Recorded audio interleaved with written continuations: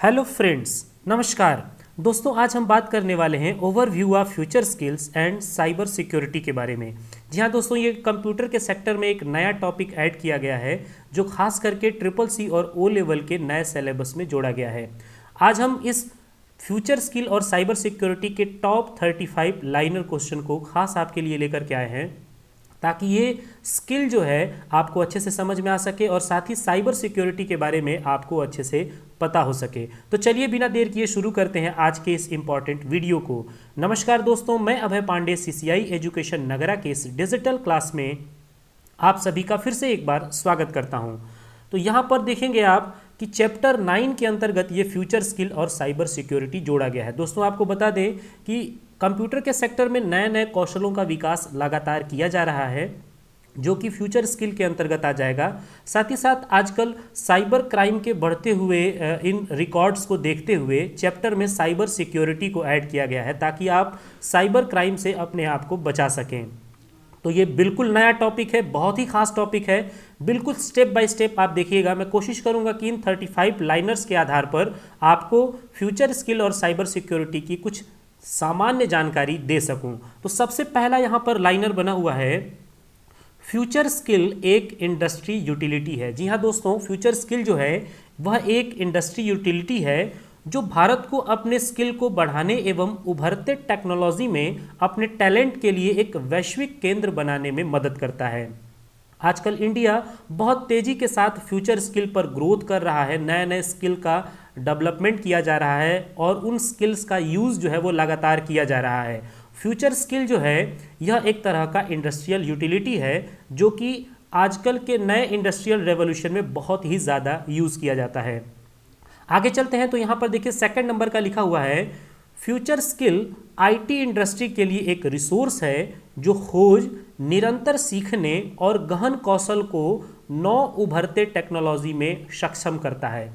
जी हाँ दोस्तों, information technology के इस इंडस्ट्री में फ्यूचर स्किल एक बहुत ही बड़ा रिसोर्स है।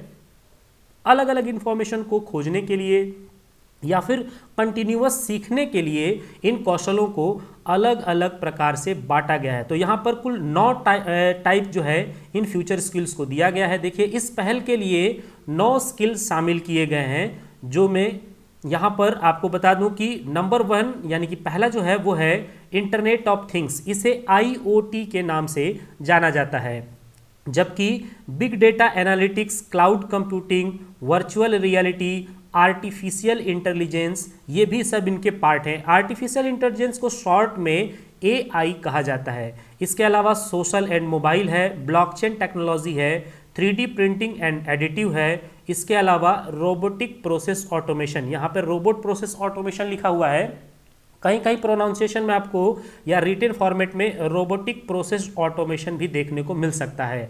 तो ये कुल 9 स्किल जो है ये फ्यूचर स्किल के अंतर्गत बहुत ज़्यादातर यूज़ किए जा रहे हैं। इन 9 के नाम जो है लगातार अलग अलग कॉम्पिटिटिव एग्जामों में पूछे जा रहे हैं, तो आप इन्हें कवर करिएगा। आगे चलते हैं तो यहाँ पर नंबर 4 बहुत ही खास है, फोर्थ इंडस्ट्रियल रेवोल्यूशन। इस वाक्यांश का पहली बार यूज जो है वो क्लॉस श्वाब ने किया था। जी हाँ दोस्तों, क्लॉस श्वाब ने सबसे पहली बार 2015 के अंतर्गत एक विदेश मामलों के लेख में यह शब्द सबसे पहली बार प्रयोग किया था। एक फॉरेन अफेयर नाम की पत्रिका में सबसे पहली बार क्लॉस श्वाब ने यहाँ पर 2015 के अंतर्गत फोर्थ इंडस्ट्रियल रेवोल्यूशन शब्द का यूज किया था, इस वाक्यांश का प्रयोग किया था। इसे हम हिंदी में चौथी औद्योगिक क्रांति के नाम से भी जानते हैं। आगे चलते हैं तो नंबर 5 यहाँ पर देखिए बहुत ही खास लिखा हुआ है कि फर्स्ट इंडस्ट्रियल रेवोल्यूशन की शुरुआत 18वीं शताब्दी में, साथ ही साथ सेकेंड इंडस्ट्रियल रेवोल्यूशन की शुरुआत 19वीं शताब्दी में, थर्ड इंडस्ट्रियल रेवोल्यूशन की शुरुआत 19वीं शताब्दी के मध्य में, बीच में, तथा अब हम फोर्थ इंडस्ट्रियल रेवोल्यूशन का सामना कर रहे हैं। जी हाँ दोस्तों, इंडस्ट्रियल रेवोल्यूशन यानी औद्योगिक क्रांति को 4 अलग अलग भागों में बांटा गया है, जिन्हें first, second, third, fourth industrial revolution का नाम दिया गया है। और वर्तमान में हम सभी जो है फोर्थ इंडस्ट्रियल रेवोल्यूशन का सामना कर रहे हैं। यहाँ पर फर्स्ट इंडस्ट्रियल रेवोल्यूशन की अगर हम बात करें तो फर्स्ट इंडस्ट्रियल रेवोल्यूशन की शुरुआत जो है वो यूरोप और उत्तरी अमेरिका में 18वीं शताब्दी से लेकर के 19वीं शताब्दी तक थी। जी हाँ दोस्तों, लगभग 18वीं शताब्दी से 19वीं शताब्दी के मध्य फर्स्ट इंडस्ट्रियल रेवोल्यूशन रहा है, जो कि खासकर इनकी शुरुआत यूरोप और नॉर्थ अमेरिका यानी उत्तर अमेरिका में हुआ है। इस इंडस्ट्रियल रेवोल्यूशन के अंतर्गत लोहे की और साथ ही साथ कपड़े का उद्योग, भाप इंजन का विकास इस औद्योगिक क्रांति में मुख्य भूमिका में आ जाते हैं। आगे चलते हैं तो नंबर 7 यहाँ पर देखिए लिखा हुआ है, बहुत ही खास ये लाइनर है कि सेकेंड इंडस्ट्रियल रेवोल्यूशन प्रथम विश्व युद्ध के पहले यानी 1870 और 1914 के बीच में रहा है। यह पहले से मौजूद उद्योगों और स्टील, तेल और बिजली जैसे नए उद्योगों को विस्तार और बड़े पैमाने पर उत्पादन करने के लिए विद्युत शक्ति का उपयोग करने के लिए विकास की एक अवधि थी। जी हाँ दोस्तों, फर्स्ट इंडस्ट्रियल रेवोल्यूशन में जो लोहे, कपड़े और भाप इंजन का यूज़ होता था, उसमें अब स्टील, साथ ही साथ तेल और बिजली के भी नए नए उद्योगों का काफ़ी तेज़ी से विकास हुआ, जिसे कि सेकेंड इंडस्ट्रियल रेवोल्यूशन यानी द्वितीय औद्योगिक क्रांति का नाम दिया गया। आगे चलते हैं तो नंबर 8 यहाँ पर लाइनर बिल्कुल खास है और ये तो कई बार जो है अभी तक के ही परीक्षाओं में पूछा जा चुका है। जी हाँ दोस्तों, थर्ड इंडस्ट्रियल रेवोल्यूशन को डिजिटल क्रांति कहा जाता है। तो यहाँ पे हम लाइनर पढ़ते हैं, थर्ड इंडस्ट्रियल रेवोल्यूशन 1969 के दशक के दौरान शुरू हुआ था और जारी है। तृतीय औद्योगिक क्रांति के दौरान प्रगति में पर्सनल कंप्यूटर अर्थात पीसी, इंटरनेट और सूचना एवं संचार प्रौद्योगिकी शामिल है, यानी ICT information and communication technology शामिल है। इसको डिजिटल क्रांति के रूप में जाना जाता है। आपको बता दें कि सबसे पहली बार दुनिया में इंटरनेट की शुरुआत भी 1969 के ही समय हुई थी और उसको शुरू करने का काम अमेरिका के रक्षा विभाग द्वारा किया गया था, जिसे अर्पानेट नाम दिया गया था। अर्पानेट यानी advance research project agency network. आगे चलते हैं हम लोग तो नेक्स्ट यहाँ पर लाइनर पे आते हैं, जो कि नंबर 9 है, इंटरनेट ऑफ थिंग्स भौतिक उपकरणों और रोजमर्रा की वस्तुओं में इंटरनेट कनेक्टिविटी का विस्तार है। जी हाँ दोस्तों, हम जो भी आजकल नए तकनीक प्रयोग कर रहे हैं, जो भी नए डिवाइसेस यूज़ कर रहे हैं, उन सभी में इंटरनेट की कनेक्टिविटी जो है, इंटरनेट ऑफ थिंग्स का एक बहुत बढ़िया जरिया है, जिनके माध्यम से हम अपने नए स्मार्ट गैजेट के द्वारा अपने किसी भी तकनीक को आसानी के साथ यूज़ कर सकते हैं। जी हाँ दोस्तों, आजकल के सभी डिजिटल जो उपकरण हैं उनको किसी एक ही डिवाइस के माध्यम से हम आसानी से चला सकते हैं। एग्जाम्पल के तौर पे जैसे आजकल के आईओटी आधारित जो रेफ्रिजरेटर आ रहे हैं, उनमें जो भी प्रोडक्ट हम रखते हैं वो सब जो है उन सभी प्रोडक्टों का निरंतर देखभाल करते हैं और साथ ही साथ हमारे स्वास्थ्य का भी बहुत ज़्यादा ध्यान रखते हैं। आपको बता दें एक बहुत ख़ास बात जो बार बार ट्रिपल सी की परीक्षा में रिपीट हुआ है, इंटरनेट ऑफ थिंग्स के आधार पर जो सबसे पहला उपकरण प्रयोग किया गया है उसका नाम एटीएम है, जिसे ऑटोमेटेड टेलर मशीन के नाम से जाना जाता है। नंबर 10 यहाँ पर देखिए, एक आईओटी डिवाइस एक सेंसर के साथ हार्डवेयर का एक पार्ट होता है जो इंटरनेट पर एक जगह से दूसरी जगह डेटा पहुंचाता है। जी हाँ दोस्तों, आईओटी मैंने पहले भी बताया कि इंटरनेट ऑफ थिंग्स को ही शॉर्ट में आईओटी कहा जाता है और आईओटी के अंतर्गत आपको सेंसर लगा हुआ मिल जाता है जो कि हार्डवेयर का ही एक पार्ट होता है और साथ ही साथ यह जो है इंटरनेट के माध्यम से एक जगह से डेटा दूसरी जगह तक पहुंचाने का काम करता है। आगे चलते हैं तो नंबर 11 यहाँ पर बहुत ही खास है।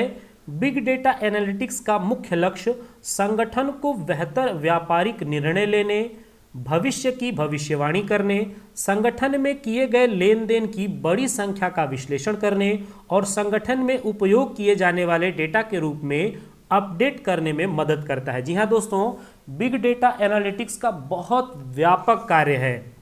इसको एक या अथवा दो लाइनर में अथवा सेंटेंस में समेट पाना बहुत बड़ी बात है, लेकिन फिर भी यहाँ पर कोशिश किया है मैंने कि अगर आप किसी भी तरह के व्यावसायिक निर्णय लेना चाहते हैं, फ्यूचर के बारे में अगर आप किसी तरह की भविष्यवाणी करना चाहते हैं, या फिर जो भी ट्रांजैक्शन हो रहे हैं, जो भी लेन देन हो रहे हैं, इन सभी के डेटा का विश्लेषण करना और साथ ही साथ किसी संगठन में उपयोग किए जाने वाले सभी डेटा को अपडेट करने में बिग डेटा एनालिटिक्स का बहुत ज़्यादा ही यूज़ किया जाता है। बिग डेटा एनालिटिक्स के अंतर्गत बहुत भारी मात्रा में डाटा को व्यवस्थित करके रखा जाता है। आपको बता दें कि वर्तमान में यहाँ पर डाटा का ही सब कुछ खेल चल रहा है। बहुत भारी मात्रा में जितनी भी सोशल नेटवर्किंग साइट्स हैं, जितनी भी सोशल प्लेटफॉर्म हैं, वो सब आपके डेटा को ही अपने पास स्टोर करके रखते हैं, जिसे बिग डेटा एनालिटिक्स के थ्रू एनालिसिस करके और आपको उसी तरह के इंफॉर्मेशन जो है वो प्रोवाइड किए जाते हैं। आगे चलते हैं तो नंबर 12 है, बड़े डेटा को स्टोर करने के लिए हम जिस तरह के डेटा का इस्तेमाल करते हैं उसे वैरायटी कहा जाता है। जी हाँ दोस्तों, आपको बता दें कि बिग डेटा एनालिटिक्स के अंतर्गत जो बड़े बड़े डेटा हम स्टोर करते हैं और उसे हम जिस प्रकार से इस्तेमाल करते हैं वो सब उनकी अलग अलग वेराइटीज़ होती है। जैसा कि यह वीडियो आप YouTube पर देख रहे हैं और आपको पता होगा कि जब आप YouTube पर किसी वीडियोस को देखते हैं तो आपको अलग अलग तरह के एडवर्टाइजमेंट वगैरह दिखाए जाते हैं जो कि आपके वीडियो से रिलेटेड हैं या जिनमें आपको इंटरेस्ट है, उस तरह का एडवर्टाइजमेंट आपको शो होता है और ये सब का सब जो है बिग डेटा एनालिटिक्स का वर्क होता है। आगे चलते हैं तो बहुत ही खास यहाँ पर देखिए क्लाउड कंप्यूटिंग के बारे में दिया है। यहाँ दोस्तों क्लाउड कंप्यूटिंग का मतलब है कि आपके कंप्यूटर हार्ड ड्राइव के बजाय इंटरनेट पर डेटा और प्रोग्राम को स्टोर करना और एक्सेस करना, यह सबसे पहली बार 1950 के दशक में अस्तित्व में आया था। जी हाँ दोस्तों, जैसा कि इंटरनेट का आप इस्तेमाल करके और तमाम सारे अब क्लाउड स्टोरेज की सुविधा आपको इंटरनेट पर अलग अलग डिवाइसों में मिल जाता है और वहाँ पर आप अपने कंप्यूटर के हार्ड ड्राइव में डेटा को सेव करने के बजाय डायरेक्ट सीधे इंटरनेट पर वह डेटा सेव कर देते हैं और साथ ही साथ वहाँ से उस डेटा को एक्सेस कर सकते हैं। यह प्रक्रिया जो है क्लाउड कंप्यूटिंग कहलाती है। इसका उदाहरण मैं आपको बता दूं तो जैसे आप गूगल के अंतर्गत जब कोई ईमेल एड्रेस तैयार करते हैं तो वहाँ पर आपको गूगल ड्राइव की सुविधा मिलती है और गूगल ड्राइव के अंतर्गत आप कुल मिलाकर के 15 GB तक डेटा बहुत आसानी के साथ फ्री ऑफ कास्ट सेव करके रख सकते हैं। तो यहाँ पर गूगल ड्राइव जो होगा वह एक तरह का क्लाउड स्टोरेज होगा जो 15 GB तक के डेटा को बड़े आसानी के साथ सेव करके रख लेता है और वह डेटा आप अपने कंप्यूटर हार्ड ड्राइव में सेव करने के बजाय सीधे आप सर्वर पर सेव कर देते हैं और उसे आसानी से आप स्टोर भी कर सकते हैं और जब ज़रूरत पड़ती है आप उसे एक्सेस भी कर सकते हैं। तो यही प्रक्रिया क्लाउड कंप्यूटिंग कहलाती है। यहाँ दोस्तों क्लाउड कंप्यूटिंग में कई सारे सर्विसेज मिलते हैं जिनमें मुख्य रूप से 3 सर्विसेज सबसे ज़्यादा यूजफुल है, जिनको IaaS यानी आस, PaaS यानी पास और SaaS यानी कि सास, आस पास सास के नाम से जाना जाता है। याद करने में काफ़ी इंटरेस्टिंग रहेगा, आपको आसानी से याद भी हो जाएगा। आस पास सास, इसके वजह से आप आसानी से इसका प्रोनाउंसिएशन करके लर्न भी कर सकते हैं। तो सबसे पहले यहाँ हम बात करें इंफ्रास्ट्रक्चर एज ए सर्विस यानी आस के बारे में। यह सर्विस ऐसी सेवा का सबसे बुनियादी स्तर है जो इंटरनेट पर वर्चुअलाइज्ड कंप्यूटिंग रिसोर्सेज प्रदान करता है। जी हाँ दोस्तों, इंटरनेट पर जो भी वर्चुअलाइज्ड कंप्यूटिंग रिसोर्सेज होते हैं जो आसानी से आप कहीं भी देख सकते हैं और उन्हें प्राप्त कर सकते हैं, वह सभी इंफ्रास्ट्रक्चर एज ए सर्विस के अंतर्गत आ जाता है। आगे चलते हैं तो नंबर यहाँ पर 15 दिया हुआ है, प्लेटफॉर्म एज अ सर्विस। जी हाँ दोस्तों, प्लेटफॉर्म एज अ सर्विस के अंतर्गत बुनियादी ढांचे पर होस्ट डेवलपमेंट टूल प्रदान करता है।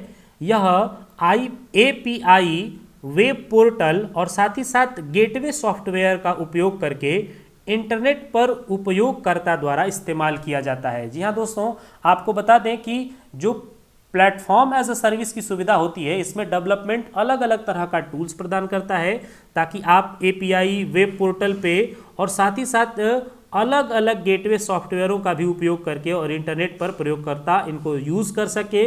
ये अलग अलग प्लेटफॉर्म जो है आपको प्रोवाइड करता है जो कि क्लाउड कंप्यूटिंग का ही पार्ट है। लास्ट इसका पार्ट जो है वो है सॉफ्टवेयर एज अ सर्विस। जी हाँ दोस्तों, यह एक डिस्ट्रीब्यूशन मॉडल है यानी कि वितरण मॉडल है जो इंटरनेट पर सॉफ्टवेयर एप्लीकेशन प्रदान करता है। इसमें अलग अलग तरह के आपको सॉफ्टवेयर भी मिल जाते हैं, जैसा कि अभी मैंने उदाहरण में आपको गूगल ड्राइव के बारे में बताया। आज आप जिस तरह का भी फ़ोन यूज़ करते हैं तो फ़ोन के अंतर्गत भी आपको क्लाउड स्टोरेज की सुविधा मिल जाती है, जहां पर आप अपने मोबाइल या फिर अपने मेमोरी कार्ड में डेटा न सेव करके सीधे आप उस डेटा को सेव कर सकते हैं अपने सर्वर पर। आगे चलते हैं तो नंबर यहाँ पर 17 बहुत ही खास लाइनर लिखा हुआ है, ऑन डिमांड सेल्फ सर्विस के द्वारा कोई भी किसी भी समय एक वेबसाइट पर लॉगिन कर सकता है और उसका उपयोग भी कर सकता है। जी हाँ दोस्तों, ऑन डिमांड सेल्फ सर्विस जो होती है इसका प्रयोग करके कोई भी व्यक्ति किसी भी समय एक वेबसाइट पर लॉगिन भी कर सकता है और साथ ही साथ उसका उपयोग भी कर सकता है। आगे चलते हैं तो यहाँ पर नंबर 18 बिल्कुल खास लिखा हुआ है, क्लाउड कंप्यूटिंग पूरी तरह से वेब आधारित है, इसे कहीं से भी और किसी भी समय एक्सेस किया जा सकता है। जी हाँ दोस्तों, क्लाउड कंप्यूटिंग एक बहुत ही स्पेशल फैसिलिटी आपको मिल जा रही है आज के ज़माने में, जो कि आप आसानी के साथ अपने सारे डेटा को कहीं भी स्टोर करके रख सकते हैं। एक एग्जांपल मैं क्लाउड स्टोरेज का यहाँ पर और दे दूँ, आपने ज़रूर अब तक जो है यह सुना होगा कि आप डिजिटल लॉकर पर 1 GB तक डेटा स्टोर करके रख सकते हैं। जी हाँ दोस्तों, डिजिटल लॉकर, इसी को डिजी लॉकर भी कहा जाता है, जिस पर आधार कार्ड के माध्यम से आप लॉगिन करते हैं और उसके बाद आप 1 GB तक के किसी भी तरह के डॉक्यूमेंट को स्कैन करके और आप इस पर रख सकते हैं। क्लाउड कंप्यूटिंग के अंतर्गत आप यह पूरी तरह वेब आधारित होता है, सुरक्षित होता है और आप कहीं पर भी जा करके कंप्यूटर में इसे लॉगिन करके और आसानी से के साथ एक्सेस कर सकते हैं।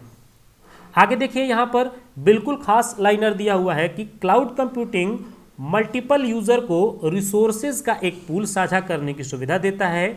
यह हार्डवेयर, डाटाबेस एंड इंफ्रास्ट्रक्चर के एक सिंगल फिजिकल इंस्टॉल्स को साझा कर सकता है। जी हाँ दोस्तों, क्लाउड कंप्यूटिंग मल्टीपल यूजर को भी रिसोर्सेज का एक साझा कर सकता है, साथ ही साथ ये हार्डवेयर के साथ साथ डेटाबेस और इंफ्रास्ट्रक्चर को एक सिंगल फिजिकल इंस्टॉल को साझा कर सकता है, जिससे कि आसानी के साथ आप कहीं भी इसे यूज कर सकते हैं। नंबर 20 यहाँ पर वर्चुअल रियलिटी की बात आ गई। जी हाँ दोस्तों, वर्चुअल रियलिटी टेक्नोलॉजी उपयोगकर्ताओं को एक वर्चुअल वर्ल्ड यानी कि आभासी दुनिया में प्रवेश करने और वर्चुअल चीज़ों के साथ बातचीत करने की सुविधा देता है। जी हाँ दोस्तों, यह एक बिल्कुल ही नया टेक्नोलॉजी है जिसके अंतर्गत आप पूरी आभासी दुनिया में प्रवेश कर जाते हैं और आपको सारी चीज़ें जो हैं एकदम वर्चुअलाइज्ड पता चलता है। आजकल बहुत सारे वीडियो गेम आ चुके हैं जो कि यह वर्चुअल रियलिटी टेक्नोलॉजी पर आधारित हैं।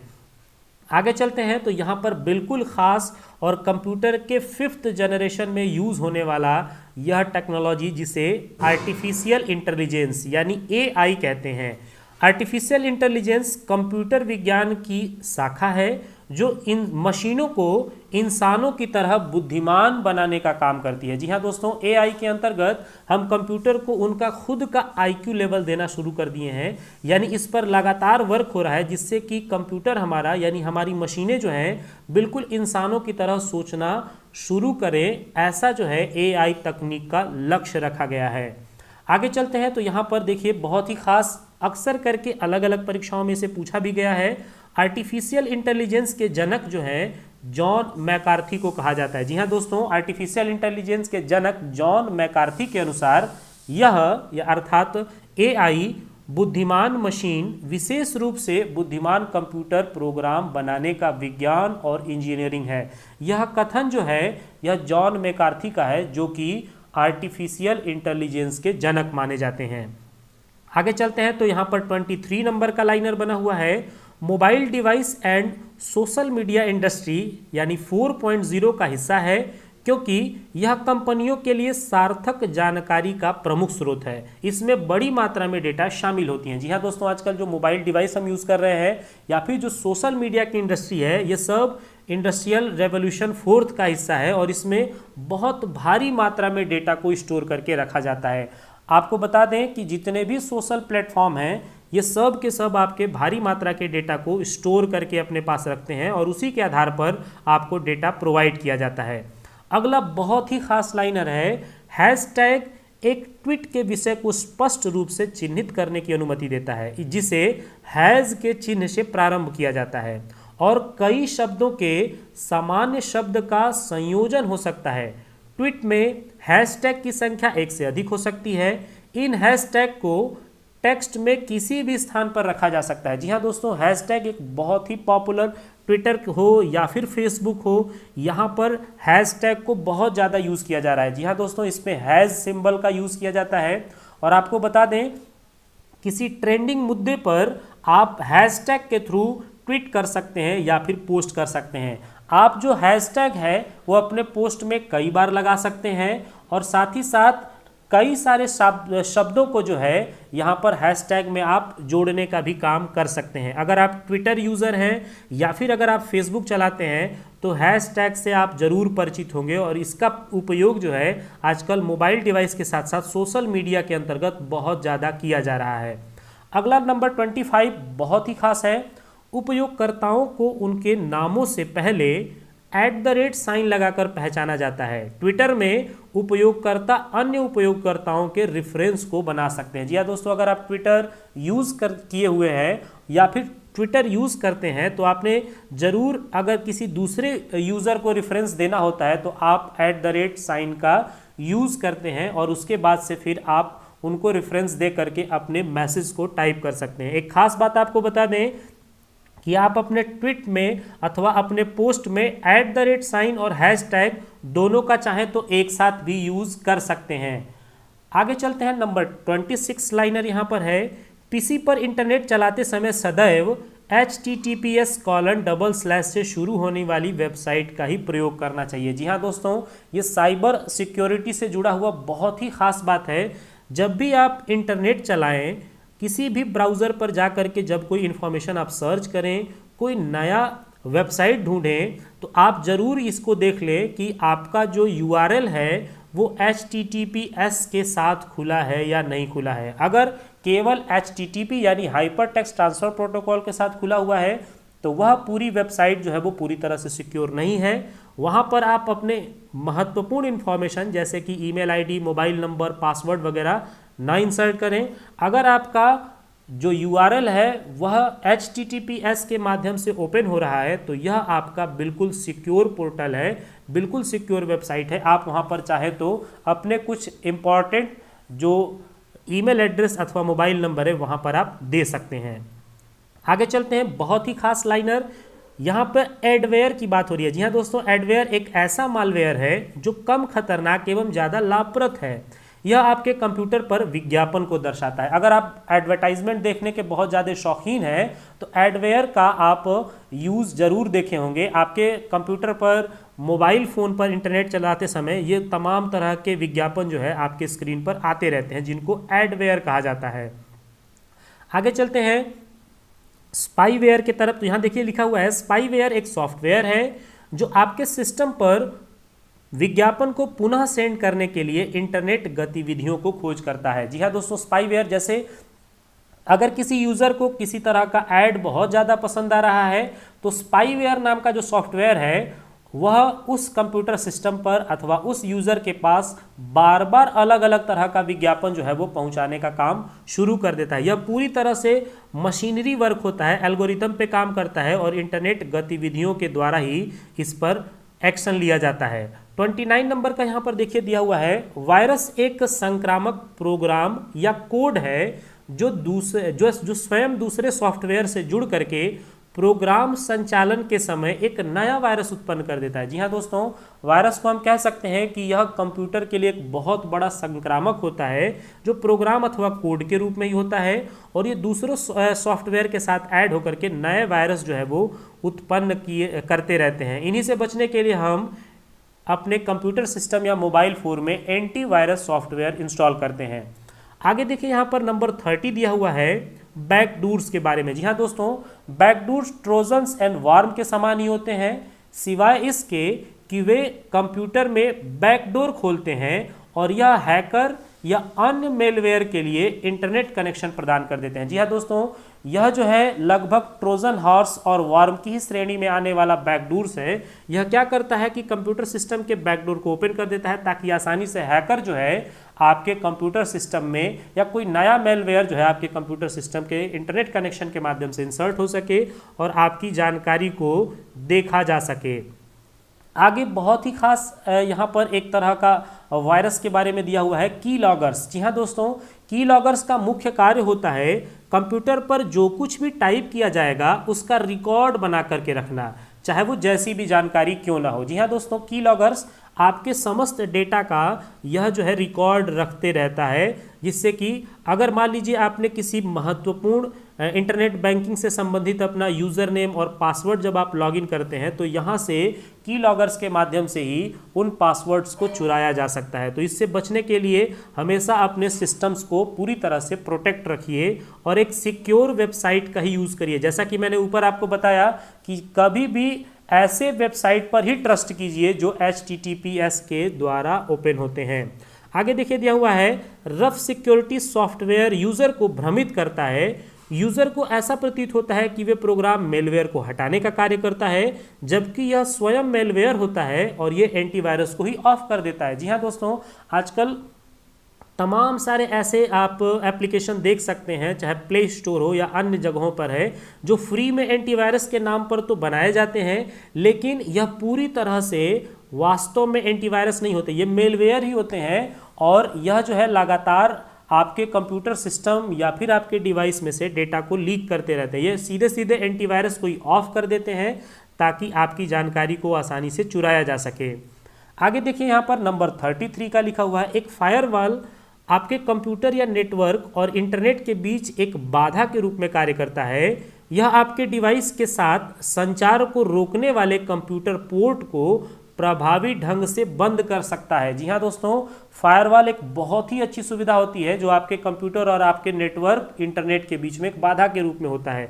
जैसे ही फायरवॉल को ये पता चलता है कि कोई ऐसा इंफॉर्मेशन आपके कंप्यूटर सिस्टम में आ रहा है जो कि आपके कंप्यूटर सिस्टम को नुकसान पहुंचा सकता है, तो फायरवॉल उस सभी संचार को रोक देता है। और कभी कभी तो आपका फायरवॉल कंप्यूटर पोर्ट को भी प्रभावी ढंग से पूरी तरह से बंद कर सकता है। जब भी उसको संदेह होगा कि हमारे कंप्यूटर सिस्टम में किसी तरह के अनवांटेड मैसेज या फिर डेटा आ रहे हैं, तो उस समय फायरवॉल तुरंत वर्क करना शुरू कर देगा। आपको बता दें, इंटरनेट चलाते समय सदैव फायरवॉल को हमेशा इनेबल रखना चाहिए ताकि अनावश्यक किसी भी तरह की समस्याओं से आप बच सकें।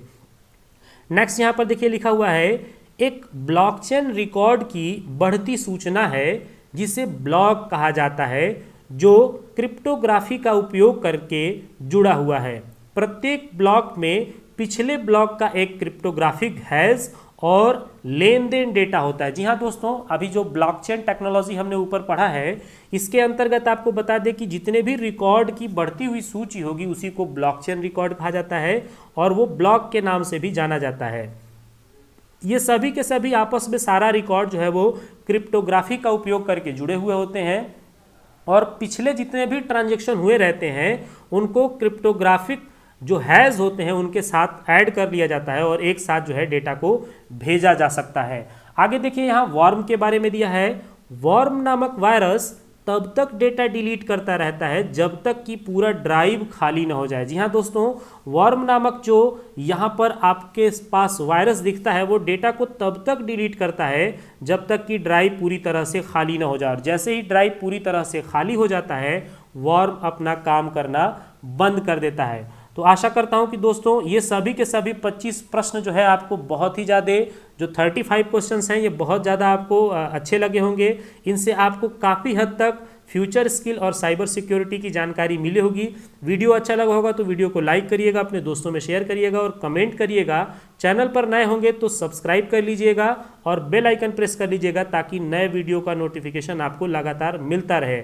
मिलते हैं अगले वीडियो में, तब तक के लिए थैंक यू फ्रेंड्स।